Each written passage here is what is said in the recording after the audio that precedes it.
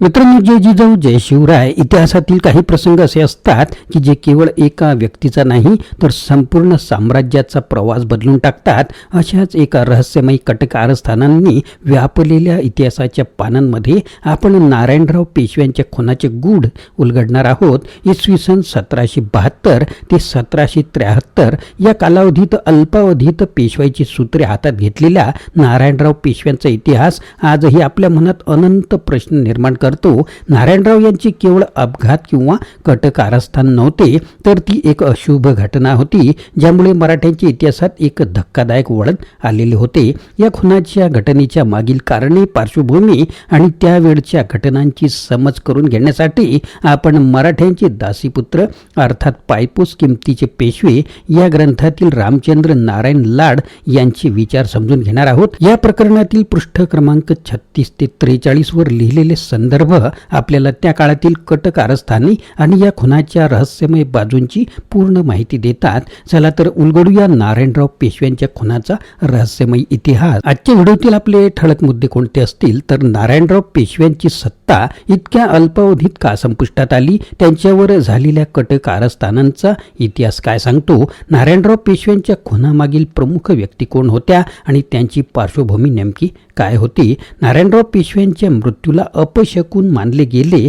त्यावेळी घडलेल्या कोणत्या घटनांनी या अपशकुनावर विश्वास वाढवला, नारायणराव पेशव्यांच्या खुनाची योजना कशी आखली गेली, यामध्ये कोणते गुप्त राजकीय खेळ आणि ताकदीच्या संघर्षाचा समावेश होता, नारायणराव पेशव्यांची वस्त्रे आणि त्यांचा सत्तेतील अल्पावधी यांचा कोणता इतिहासात उल्लेख आहे आणि ते पेशवाईच्या राजकारणावर कसे प्रभाव टाकतात. मित्रांनो, चॅनलवर नवीन असाल तर चॅनलला सबस्क्राईब करायला विसरू नका. सुरुवात करूया आजच्या रहस्यमय मुद्द्यांना. नारायणराव पेशवा इसवी सन 1772 ते 73 हा कालावधी. नारायणरावाची कारकीर्द अवघी 9 ते 10 महिन्यांचीच आहे, परंतु ती कारकीर्द सैतानशाहीलाही लाजविणारी, बदमाशाला सुद्धा खाली मान घालायला लावणारी, वन्नीचे दुराचारी पापी माणसावरही कंडी करणारी अशी कारकीर्द झालेली आहे. नारायणराव अत्यंत हेकड, दुराग्रही व उद्दाम वृत्तीचा, नीच अंतःकरणाचा होता. हा पेशवाईवर आला तेव्हा त्याचे वय अवघी 17 वर्षाचे होते.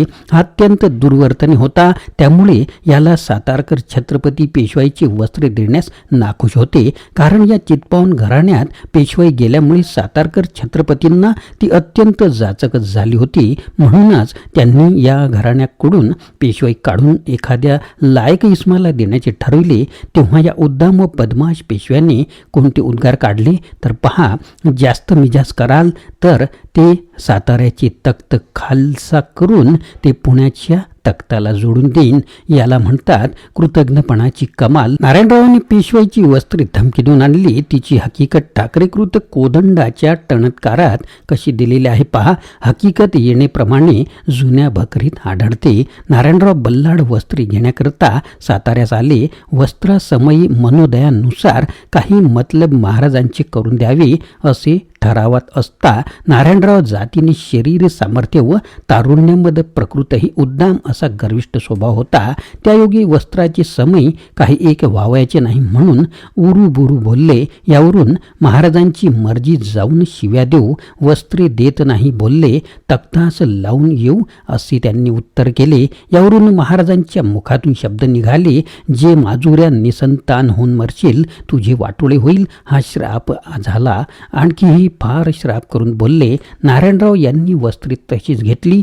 शके 1694 नंदन नाम संवत्सरे सन सल्ला सबेन मार्गशीर्ष मास अन्नदात्यांशी निमक हरामपणा केल्याबद्दल आणि मराठी राज्याच्या तख्ताधिपतीशी उघड उघड द्रोह केल्याबद्दलचे प्रायश्चित्त नारायणरावाला कसे मिळाले ते बखर पुढे सांगते. वस्त्रे घेऊन दरवाजाबाहेर निघताच मशालेची बत्ती झग्यास लागून झगा पेटला. आणखी अपशकून पुढे हत्तीजोड गेले. जरी पटका हत्तीवर होता, जरी पटक्याची काठी मोडून तो खाली पडला. 2 अपशकून झाले. नंतर पुण्यास आले. नारायणरावाची उन्मत्त स्वारी. पुण्यास आल्यावर त्यांचे वर्तन कसे होते याबद्दल जुन्या बकरींची साक्षी या दिलेल्या आहेत. फारच अविचारी वागणे, उन्मादपणा राज्यमतेतही वागू लागला. लोकांच्या स्त्रिया चांगल्या त्यावर बलात्कार, हळद कुंकवास नेऊन करून अगर बातमी लागल्यास पालखी पाठवून जबरी करावी, सातार संस्थानाची निंदा करावी असा फार अवैचारिकपणा आरंभला. प्रभू ज्ञातीवर ग्रामण्यांचा प्रारंभ केला. व्यभिचाराबद्दल केवळ रावबाजींनाच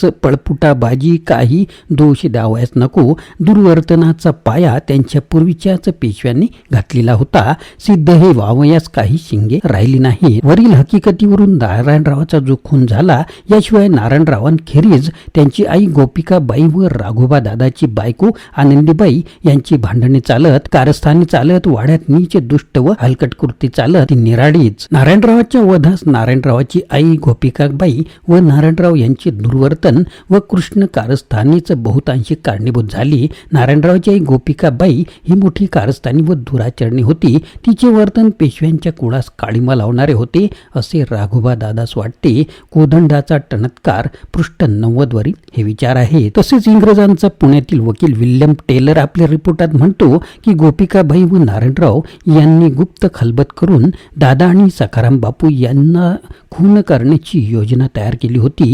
हे कारस्थान उघडकीस आले म्हणूनच नारायणराव तसेच गोपिकाबाई व आनंदीबाई यांच्यातील कारस्थान विकोपास गेले व त्याचे पर्यवसान अखेर नारायणरावाच्या वधात झाले. याखेरीज नारायणरावाच्या वधाचे कारण आणखी एक दुसरेच आहे. ते येणेप्रमाणे नारायणरावाने आपल्या एका नोकरास भर रस्त्यात चापकाने मारले होते. या अपमानाचा सूड उगवण्यासाठी नारायणरावास जीवे मारीन अशी त्याने प्रतिज्ञा केली होती आणि ती प्रतिज्ञा नारायणरावाचा खून करून त्याने शेवटास नेली. नवयुग 237 ते 238 इथे अशी नोंद आहे. श्री माधवराव लेले विविध ज्ञान विस्ताराच्या एप्रिल 1919 अंकात लिहितात की त्याचा ज्या तऱ्हेने वध झाला ती तऱ्हा ग्रह्य असली तरी राघोबा दादा व आनंदीबाई यांना त्याचा खून करविण्या वाचून गत्यंतर नव्हते असेच म्हणावे लागेल. त्याचे खाजगी वर्तन अनीतीचे व अन्यायाचे असून सार्वजनिक व दरबारी वर्तनही ग्रह्य उर्माट व उद्दामपणाचे होते. नारायणराव पेशव्यांनी पेशवाईची वस्त्रे मिळवण्याच्या वेळी केलेल्या निर्मर्याद व ग्रह्य वर्तनाचे वर्णन उपलब्ध खरे असले तर ह्याच वेळी एखाद्या अस्सल पूर्व परंपरांगत व राजनिष्ठ प्रभूने किंवा मराठ्याने नारायणरावाला चाटून टाकले असते तरी त्यात काही वावगे होईना.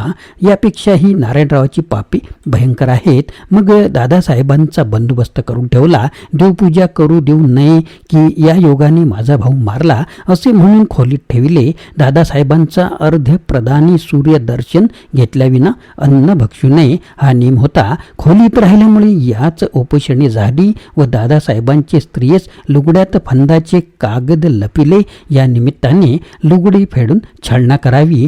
राब साने संशोधित नागपूरकर भोसल्यांची बखरमध्ये हे वर्णन आहे. काही संशोधकांचे तर असे म्हणणे आहे की नारायणराव हा आनंदीबाईला नागवी करून छळणा करूनच थांबला नाही तर ती अत्यंत सुंदर असल्यामुळे एकदा दोनदा तिच्यावर बळजबरी करण्याचा देखील नीच प्रयत्न केला. सख्या चुलतीवर बळजबरी करणारा असा हा नराधम. आता प्रश्न राहतो नाना फडणवीसांचा. काही उपद्व्यापी व खऱ्याचे खोटे व खोट्याचे खरे करणाऱ्या लोकांनी नाना फडणवीसांवर नसते सिंहाचे कातडे घालून त्यांचे मूळ गाढवी स्वरूप झाकण्याचा प्रयत्न चालविला आहे. परंतु जोपर्यंत अजूनही जुनी पुराणी बांडे हयात आहेत तोपर्यंत पेशव्यांची अगर नानासारख्या पेशव्यांची कृष्णकृत्ये झाकली जाणे शक्य नाही. उलट चेंडू जोराने आपटला असता तो जसा वर जोराने उडी घेतो तद्वतच ही पेशवाई पापे जितकी दाबण्याचा प्रयत्न होईल तितकी ती जास्तच उजेडात येतील. नाना हा अत्यंत मुत्सद्दी शहाणा होता वगैरे बऱ्याच वावदुकांचे म्हणणे आहे. परंतु तो अत्यंत कपटी कृष्ण कारस्थानी नीच दुराचारी होता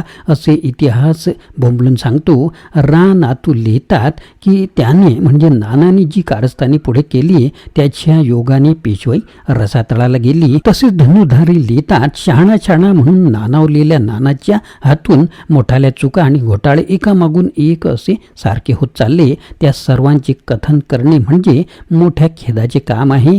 फडणवीस नाना पृष्ठ 64 वर ही नोंद आहे. यावरून नानाच्या वृत्तीवर चांगलाच प्रकाश पडतो. नानाला शूर व सज्जन माणसे कधीच खपत नसत. त्यातले त्यात हा महादजी शिंद्यांचा अत्यंत द्वेष करीत असे. नाना फडणवीसांनी ब्राह्मणांची सत्ता वाढविण्यासाठी व क्षत्रियांची अजिबात मानहानी करून टाकण्यासाठी शिंद्यांबरोबर विरोध माजविला व महादजी जर त्यावेळी नसता तर शिंद्यांचेही सर्वस्व घेण्यास नाना न चुकता. हे विचार आहे काही प्रो भागवत उद्गार पृष्ठ 51 वरील. याच लेखकाचे महादजी शिंदेविषयीचे मत पहा. सर्व शिंद्यांच्या घराण्यात महादजी शिंद्यांसारखा धूर्त व धोरणी पुरुष झाला नाही. याचा ओढा सातारकरांकडेच होता. त्यात काही नवल नाही. नाना फडणवीसांच्या मनात ब्राह्मणांचे वर्चस्व राहावे व शिंद्यांचे मनात सातारकरांच्या गादीचा अर्थात शिवाजी महाराजांच्या वंशाच्या वैभवाचा पुनर्जीर्णोद्धार व्हावा. हा जीर्णोद्धार जर महादजी अधिक जगला तर करू शकला असता. कैप्रो भागवत उद्गार पृष्ठ 53 वरील हे आहेत. इतका हा उघड पुरावा असतानाही केवळ द्वेषबुद्धीने प्रेरित होऊन काही चित्पावनी वळणाचे लेखक महादजींवर स्वकल्पोकल्पित भलभलता आरोप करतात व नानाची नसती स्तुती करून गाढवाला सिंह बनण्याचा हास्यास्पद प्रयत्न करतात. नानाची मजल तर इतकी गेली आहे की नानाने जांब गावी महादजीस ठार मारण्याचा प्रयत्नही करून पाहिला. हे श्री नवेलकरकृत महादजी शिंदे उर्फ पाटील बाबा आणि नाना फडणवीस यांची तुलना या पुस्तकात सप्रमाण सिद्ध करून दाखवलेली आहे. तसेच शेवटी नानांनी महादजी शिंद्यांचा उत्कर्ष व साहन त्यास विष चारून ठार मारले असेही त्याच पुस्तकात पृष्ठ 41 मध्ये सिद्ध केलेले आहे. अर्थात नाना म्हणजे पेशवाईतला कृष्ण सर्प होता असे म्हटल्यास कोणी आमच्यावर आग का पाखडावी. दुसरे असे की नारायणरावाचा खून होतो व त्याच रात्री नाना पुणे सोडतो. याचा अर्थ तरी काय? यावरून या खुनात नानाचा संबंध नाही असे कोणत्या आधारावर म्हणावे? नारायणरावांच्या हयातीत नारायणराव व नाना यांचा अनेक तऱ्हेचा झगडा सुरू होता. नारायणराव दुराग्रही व उद्दाम होता. नाना काव्यबाज व सत्ताभिलाषी होता. अर्थात दोघात वैर उत्पन्न होणे साहजिकच होते. तसेच नारायणराव व्यभिचारी होता व नानाही व्यभिचारी होता. अर्थात परस्परांची नजर परस्परांच्या बायकांवर असणेही तितकेच संभवनीय आहे. नानाचा नारायणरावाच्या बायकोशी काही भलाबुरा संबंध होता असे इतिहासात नमूद आहेच. तेव्हा वैभव व कांता यांच्या लाभाने नारायणरावाच्या वधाला नानाने हातभार लावला असल्याचे संभवनीय आहे. नाही कोणी म्हणावे पेशवाईच्या आमदानीतील पेशव्यांचा प्रत्येक क्षण प्रत्येक घटका दिवस महिना वर्ष अनिती व व्यभिचाराने भरलेला आहे. तेव्हा नानाचा या बाबतीत अपवाद ठरेल कसा? बरे, नानाच्या बाबतीत शूरपणाविषयी तर बोलावायला नको. तो शूर नव्हता, तो भित्रा होता हे त्याचे भक्त देखील कबूल करतात. तेव्हा कपटी व भित्र्या माणसाकडून असल्याचं वाईट गोष्टी घडत असतात हे निर्विवाद आहे. असो, नारायणरावांनी 9-10 महिन्याच्या अल्प कारकिर्दीत जो नीचपणा केला तो एखाद्या दुष्ट राज्याधिकारी व्यक्तीला 90 वर्षाच्या अवधीतही करता येणार नाही. अशा ह्या चांडाळ वृत्तीच्या पेशव्याचा शिवछत्रपतींच्या वंशजांच्या शापाने निर्वंश स्थितीत इसवी सन 1773च्या सप्टेंबर महिन्यात खून झाला व ह्या दुरात्म्याच्या हातून मराठ्याशाही एकदाची सुटली. त्यानंतर सवाई माधवराव हे गादीवर आले. अशा प्रकारे आपण लेखकांचे विचार या पुस्तकातील जाणून घेतले. नारायणराव पेशव्यांचा खून केवळ एक दुर्दैवी घटना नव्हती तर ती मराठा साम्राज्याच्या भविष्यासाठी निर्णायक ठरली. या अल्पावधीच्या पेशव्याच्या मृत्यूने पेशवाईच्या राजकारणात एक मोठी पोकळी निर्माण केली ज्यामुळे अनेक नवीन संघर्षे पुढे उद्भवली. नारायणरावांच्या खुनाच्या पाठीमागे असलेल्या कटकारस्थानांची रहस्यमयता आजही इतिहासप्रेमींना विचार करायला लावते. मराठ्यांचे दासीपुत्र अर्थात पायपूस किमतीचे पेशवे या ग्रंथातील रामचंद्र नारायण लाड यांनी या घटनेचे नेमकेपणाचे वर्णन केलेले आहे. त्यांच्या लेखनातून या खुनाच्या पार्श्वभूमीतील अन्वेषण आणि नारायणरावांचे व्यक्तिमत्व उलगडते. इसवी सन 1773 मध्ये घडलेल्या या घटनेने पेशवाईच्या राजकारणात झालेल्या उलथापालथीला आपण या माहितीच्या आधारे नव्याने पाहिले. इतिहास नेहमी शिकवतो की राजकारणात सत्तेच्या खेळात कोणत्याही क्षणी कोणतेही वळण लागू शकते. नारायणराव पेशव्याचा मृत्यू हे त्याचेच एक उदाहरण आहे. आपण यावर विचार करूया. इतिहासाच्या या पानातून शिकून पुढे जात राहूया. मित्रांनो, व्हिडिओ आवडत असल्यास लाईक करा, शेअर करा, आपल्या मित्रांना फॉरवर्ड करा आणि नवीन असाल तर चॅनलला सबस्क्राईब करायला विसरू नका.